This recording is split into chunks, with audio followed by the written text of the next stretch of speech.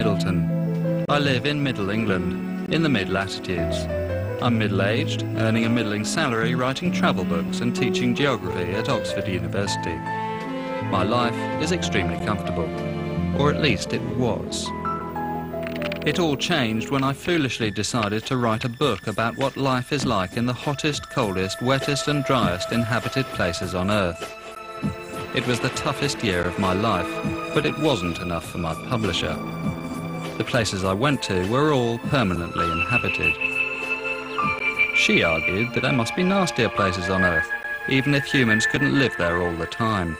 She challenged me to go and find them.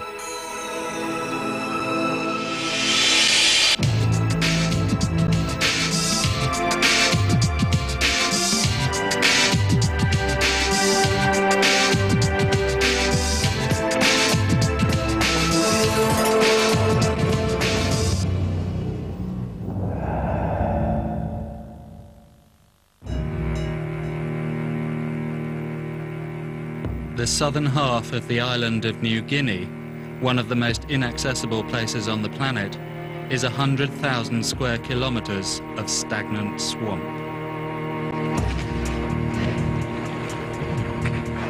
Stuffed with crocodiles and mosquitoes, it's also one of the last places on Earth where there are tribes who have had little or no contact with the outside world.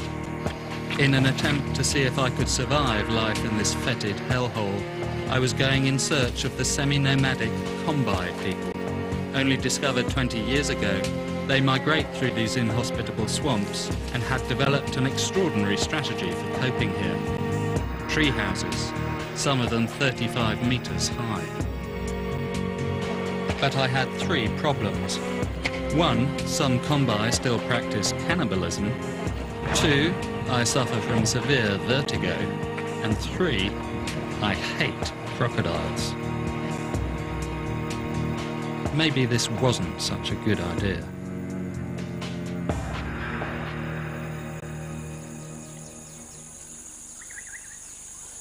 It had taken me 9 flights and 3 days to get here, but I'd finally arrived at Komolon, a small town on a swamp pretending to be an island off the southern coast of Papua. My final rendezvous with the Kombai was somewhere in the interior of Papua, 300 kilometers north on the mainland. Oh, yeah. Oh, here we go. But I'd come here for a little aversion therapy. Gosh, there are dozens of them. Presumably these are like baby ones, are they? Yeah, they would be juvenile second, third-year crocodiles. So, what do you Jack Cox is an American herpetologist who is determined to become the first scientist ever to find a freshwater crocodile on this island. How strong are these little ones? And like, if you got bitten, what, would it take your hand off? Or? I would put big gashes in your fingers for sure. One of those larger ones possibly could rip a finger off, but there's a way to handle them that's pretty safe. Jack was leaving the next day to hunt for the freshwater croc and had agreed to take me with him. But that was stage 2 of the aversion therapy. Stage 1 started right here in this pit of saltwater crocodiles.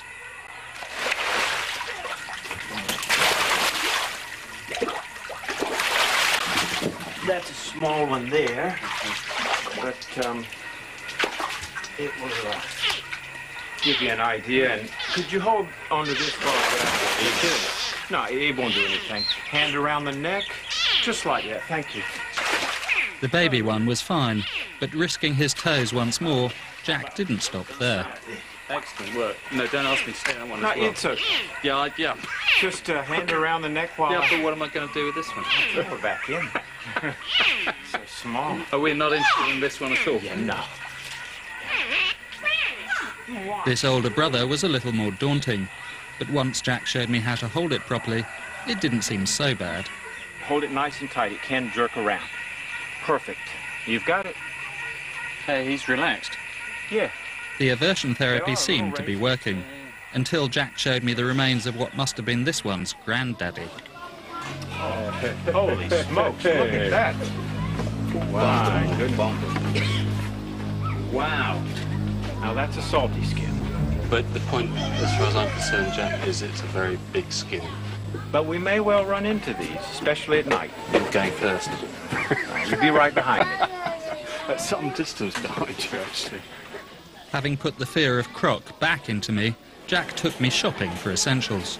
A mosquito net seemed like a good idea. Number one. Number one. Thumbs up.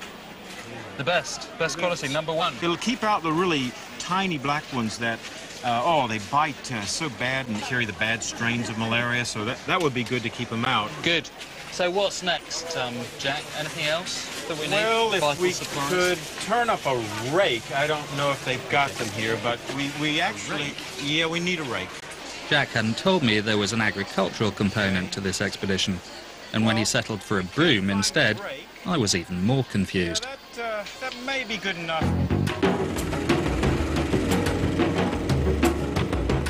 The next day, stage 2 of the aversion therapy started.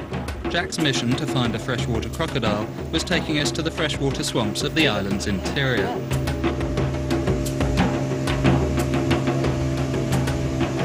It was a relief that our noisy boat was scaring all the crocs into the water, but Jack was in full field trip mode. He spotted a trail leading to a nesting site and insisted we stop to investigate. I'll let you go first, Jack. I was rather proud of my bravery as we set foot into what were literally crocodile-infested waters, but my phobia was soon forgotten. Yeah, there's a lot of mosquitoes here. Oh, yeah, this is a bit much, really. Your legs covered in them, man. Yeah. Away from the breeze of the moving boat, the mosquitoes attacked with astonishing intensity. This is ridiculous. They've just eaten us alive. Don't me, man.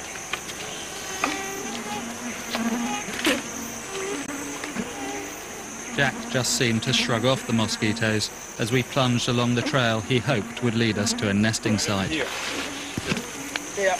Mosquito City again. That's another spot for you. But it was all to no avail. So there's no crocodile up there. No, the trail just peters out here. Let's go.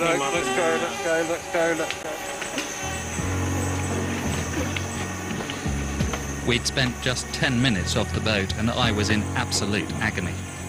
How was I ever going to last 4 weeks of this? My face feels like it's on fire. Oh, I don't know if it is. You're getting hammered and you're really swelling up, Nick. Oh man, just tell me about it. Jack, though he'd been bitten, didn't seem to be suffering at all. But I'm ashamed to say that I lost my sense of humour completely. Let's see the sodding crocodile and go home. Okay. We'll try and get you one. The final straw was remembering that my mosquito-proof head net had been at the bottom of my rucksack all along. Oh, my face. Oh, it just feels like it's got lumps of rice underneath my skin. And it itches like crazy. And now, inside this thing, which is extra thick weave to keep out the tiny cerebral malaria mosquitoes, extra thick weave, but it means you don't get a breeze, and so I'm going to sweat like a pig tonight. It's just a hell of a place. It's the worst. This is the worst. This is the worst extreme.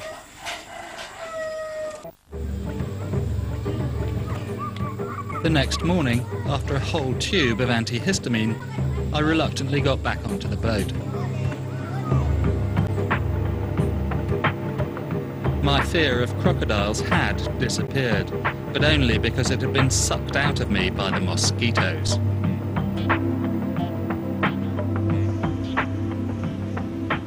How far do you think it is till the fresh water? Well, I'd say another hour or 2 at the most. As we penetrated deeper into the swamp, the going got slower and slower, and the mosquitoes worse and worse. Finally, we had to stop. My head net was all very well, but now they were biting me through my shirt.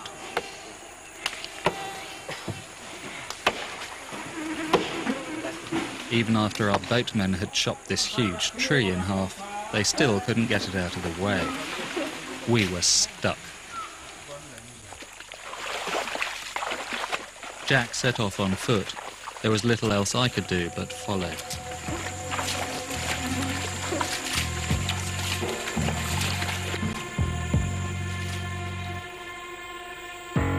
An hour later, we finally got to some dry ground on the edge of Cowanep, a large freshwater swamp which Jack was sure would be heaving with crocodiles. It was only after we'd arrived that he told me what Cowanep meant in English: the warehouse of mosquitoes.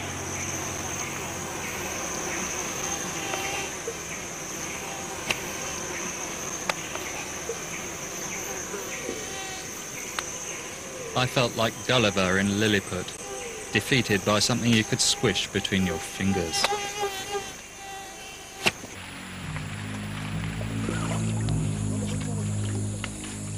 Unfortunately, Jack was my only ticket out of this purgatory, and he wasn't leaving without the freshwater crocodile that would add a small footnote to herpetological science.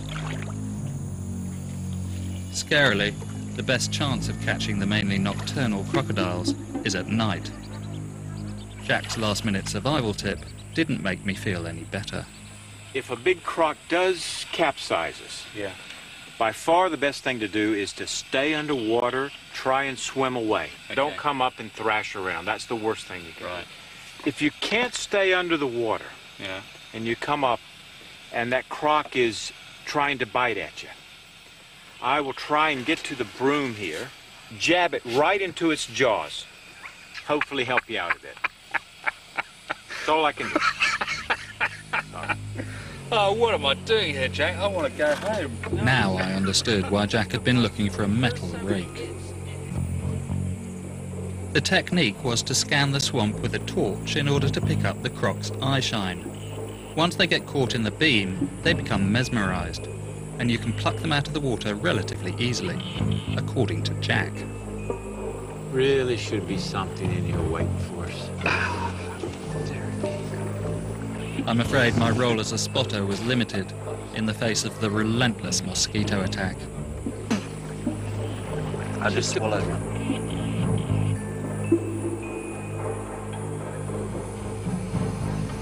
Wait, here we go. You got one? Yeah, one right ahead here, off to the side. Where? Right there. Oh, yes. Plump. Got bright red, eh? Pluck this out of the water here. You're absolutely sure it's a small one? Oh yeah, you can see the head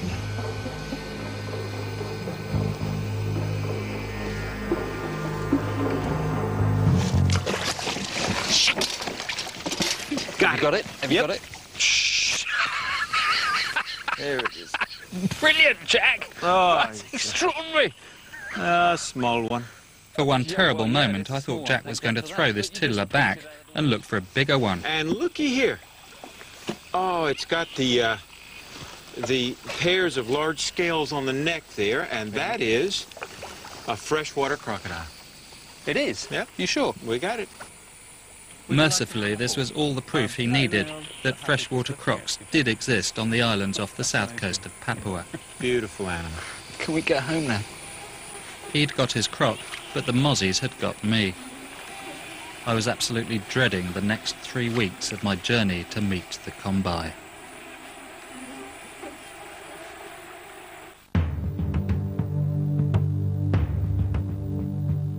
Jack had taken his miniature croc back to the mainland and left me at the tiny village of Kimam. On my way north to the Kombai territory, I needed to find a boat to take me across the massive saucer-shaped island of Pulau Kimam.